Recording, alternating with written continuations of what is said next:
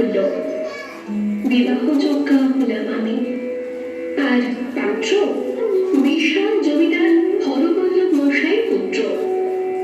যদিও মেয়ে মানুষদের তাদের স্বামীর নাম নিতে নেই, তবুও আপনাদের জানার জন্য বলি, তার নাম ব্রজেশ্বর। আমার শ্বশুর পরিত্যাগ করলেন আমায়। শুনলাম কোন এক জমিদারের হাতে তুলে দেবে আমাকে তার ভোগের জন্য। পরিসমাপ্তি হল প্রফুল্লের। ভবানী পাঠক আমার ঈশ্বর উদ্ধার করলেন আমাকে ওই জমিদার বাহিনীর হাত থেকে।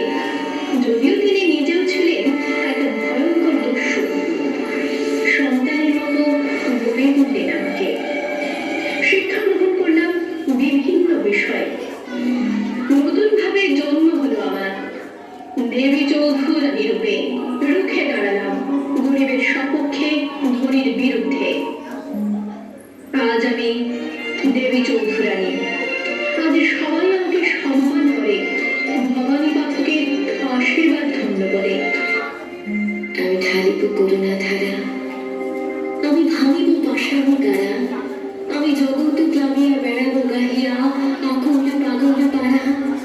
কে সেলাইয়া ফুল কুড়াইয়া রামধনু